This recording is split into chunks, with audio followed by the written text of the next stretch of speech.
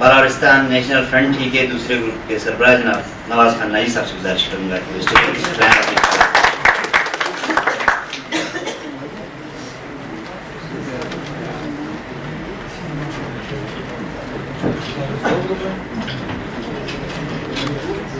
جناب صدر مہمان خصوصی اور بلوچستان جموں کشمیر سے تعلق رکھنے والے ہمارے دوستوں، السلام علیکم۔ ٹائم بہت کم ہے، ہم مختصراً سمرائز کر کے کچھ بتانے کی کوشش کریں گے۔ دنیا ہمارے اوپر اب بھی ہنس رہی ہے کہ کشمیر والے 85,000 مربع میل اور بلوچستان کے لوگ 28,000 مربع میل کی اس کہانی کو بار بار ریپیٹ کرتے ہیں۔ ہم نہیں چاہتے ہیں کہ اس کہانی کو دوبارہ ریپیٹ کیا جائے۔ ہم کسی نقطے پر آنے کی کوشش کریں جہاں سے ہماری اگلی جدوجہد شروع ہو، نہ کہ ہم اس غلامی کی ان باتوں کو ہم شروع کریں۔ سب سے پہلے تو یہ کہ آج کی کانفرنس میں جس علاقے کے بارے میں خصوصی طور پر یہ کانفرنس رکھی گئی ہے، وہ علاقہ زمانہ قدیم سے، قبل از مسیح سے، جب سے تاریخ شروع ہوئی ہے تب سے ایک علاحدہ جانے کے بعد جب وہاں پر اندرونی انتشار ہوا تو جموں کشمیر کی ڈوگرا رولرشپ نے اس علاقے کو تو ہم نے اس موقع سے فائدہ اٹھا کر ڈوگروں کو اپنے علاقے کو ڈوگروں سے آزاد کرا لیا۔ اس وقت آزاد کشمیر اور گلگت کی جدوجہد الگ الگ تھی، بلندری کی حکومت اور گلگت کی حکومت الگ الگ تھی۔ یہی وجہ ہے کہ جموں و کشمیر کی نمائندہ حکومت، جانشین حکومت کوئی ایک ثابت نہیں ہو سکی۔ گلگت کے لوگوں کو یہ بھی نہیں پتا تھا کہ ہمیں پاکستان جب ہمارے اوپر حکومت کر رہا ہے تو وہ کراچی میں کوئی معاہدہ کشمیر کے صدر کے ساتھ کر کے اس پر قبضہ کیا ہے یا اس کو اپنے ساتھ ملا لیا ہے۔ گلگتیوں کا اب تک یہ خیال ہے کہ ہم نے پاکستان کے ساتھ الحاق کیا ہے، جبکہ پاکستان نے ایک معاہدے کے تحت لیز پر کشمیریوں سے لیا ہوا ہے۔ سردار ابراہیم نہ کل ہمارے صدر تھے نہ آج ہمارے صدر ہیں۔ یہی وجہ ہے کہ اب تک بھی نہیں پتا ہو سکا کہ گلگت کے لوگ پاکستان کے اندر میں کیوں ہیں۔ اب تک تو لوگ یہ سمجھ رہے ہیں کہ ہم نے کشمیر سے علیحدگی لی اور اب پاکستان کے ساتھ الحاق ہوگا۔ حقیقت یہ ہے کہ ہم نے کشمیر سے آزادی لی، پاکستان سے الحاق نہیں کیا۔ موجودہ پوزیشن بلوچستان کی یہ ہے، یہ ایک علیحدہ اکائی ہے۔ اب مسئلہ کشمیر جو کہ ہندوستان اور پاکستان کے درمیان ایک تنازع ہے، اور اس تنازع کی وجہ سے چونکہ مہاراجے کے انڈر میں ہونے کے بنا پر لداخ گلگت بلتستان کا ریجن جس کو ہم بلوچستان کا نام دینا چاہتے ہیں، اس مسئلے کا ایک حصہ رہا، اور یہی وجہ ہے کہ اس علاقے کو الگ سا پاکستان کوئی فیصلہ نہیں کر سکا اور نہ کر سکتا ہے۔ تو لہٰذا دو چیزیں ہیں، فطری طور پر چونکہ لداخ سے چترال تک ایک ریجن ہے، ان کی علیحدہ پہچان ہے، یہ ایک قوم ہے، ان کی ایک علیحدہ حیثیت ہے۔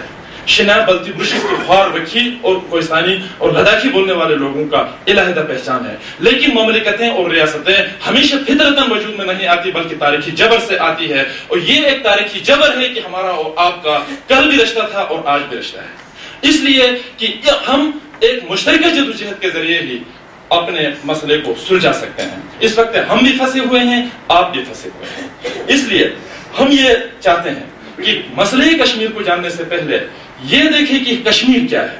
کشمیر وولر سے بانہال تک اس وادی کا نام ہے۔ حقیقت میں جموں ایک علیحدہ ریجن ہے، میرپور اور پنچ جموں سے الگ ہوئے، مظفر آباد کشمیر سے، اور گلگت بلتستان جو ہے لداخ سے الگ ہوئے، تو آج وہاں 3 خطے اور یہاں 2 خطے، کل 5 خطے ہیں۔ ان 5 خطوں کی اپنی ترجیحات ہے، ان 5 خطوں کی اپنی حیثیت ہے۔ اب ویلی کے لوگ علیحدہ طور پر کشمیر کا مسئلے کا کوئی حل خود نہیں ڈھونڈ سکتے ہیں، نہ جموں کے لوگوں کی رائے پر کوئی فیصلہ ہوگا، نہ لداخ، نہ آزاد کشمیر، نہ گلگت بلتستان کا، بلکہ ان 5 اکائیوں کو کسی بات پر متفق ہونا پڑے گا، کہیں سے کشمیر کے مسئلے کا حل جو ہے وہ ممکن ہو۔ اب یہاں پر مسئلے کشمیر کے حل کے لیے ہندوستان اور پاکستان نے تو اپنے مفاد میں صرف ایک ہی چیز رکھا کہ پاکستان یا ہندوستان میں سے ایک پر الحاق۔ انہوں نے کوئی تیسری چیز جب پہلی قرارداد میں تھی، دوسری میں انہوں نے اب پاکستان یا ہندوستان میں شمولیت کی جہاں تک بات ہوگی تو ان 5 ریجن میں جموں اور لداخ نے ہندوستان کو سوٹ کیا، گلگت بلتستان اور آزاد کشمیر کے دونوں خطوں نے اگرچہ پاکستان کے ساتھ سوٹ کیا۔ اصل مسئلہ ویلی میں پیدا ہوا اس لیے کہ وہ مسلم اکثریتی علاقہ اور بھارت کے زیر انتظام رہنا نہیں چاہتے ہیں۔ ہولی سولی پوری اسٹیٹ کو اگر ہم پاکستان میں ضم کر دیں تو کیا جموں اور لداخ کے لوگ مانیں گے؟ اگر ہولی سولی پوری اسٹیٹ کو ہم اگر دہلی کے انڈر میں دے دے تو سری نگر کا آدمی اگر ہندوستان نہیں مانتا ہے تو میں مانوں گا، یا مظفرآباد کا آدمی ہندوستان کو تسلیم کرے گا. یہ مسئلہ تو اس وقت بھی ہوگا جب ہندوستان اور پاکستان میں سے پوری اسٹیٹ ایک میں ضم کرنا ممکن نظر نہیں آتا ہے. اور اگر تقسیم کی بات ہوتی ہے تو دنیا کی مختلف سازشی قوتیں مختلف چیزیں لے کر سامنے آتے ہیں. اس معاملے میں گلگت بلتستان کو ماضی کی طرح جانوروں کی طرح ان کی بندر بانٹ کی بات ہوتی ہے کہ جم لداخ کو ہندوستان میں رکھا جائے, گلگت بلتستان کو پاکستان میں, آزاد کشمیر اور ویلی کو ملا کر انڈیپینڈنٹ کیا جائے. ہم جانوروں کی طرح ایک مرتبہ پھر کسی کے ہاتھوں فروخت ہونے اور تقسیم ہونے کے لیے تیار نہیں. اگر ویلی ایک بفر اسٹیٹ بن سکتا ہے تو اس سے بہتر بفر اسٹیٹ بالاورستان بن سکتا ہے, چونکہ بالاورستان ہے جو 4 ملکوں کے درمیان واقع ہے اور وسائل کے لحاظ سے, آبادی کے لحاظ سے, رقبے کے لحاظ سے, جغرافیائی حیثیت کے اعتبار سے ایک علیحدہ ریاست کو فلفل کر سکتا ہے کشمیر کے کسی دوسرے خطے کے مقابلے میں. کیا ہم یہ مطالبہ نہیں کر سکتے کہ پنجاب اور بنگال کی طرح جموں کشمیر کو ہندو مسلم کی بنیاد پر تقسیم کرو اور بالاورستان کو آزاد کرو؟ یہ مطالبہ ہم رکھیں گے. اگر ہمیں بیٹ بکریوں کی طرح پاکستان میں رکھنے کی بات کی گئی تو بہتر یہی ہے کہ تقسیم کشمیر سے یا پوری ریاست کو کسی ایک ملک میں ملانے سے اس کا اصل حل یہ ہے کہ ہندوستان اور پاکستان 1947 سے پہلے والی پوزیشن پر ریاست کو رکھے اور ریاست کے لوگوں کو اپنی علیحدہ حیثیت کو برقرار رکھنے کا موقع دے دے. یہی ریاست کا سب سے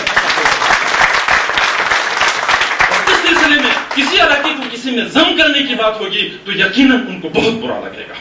جس طرح جموں کشمیر ہے اسی طرح ہمارا بھی ایک علیحدہ نام ہونا چاہیے.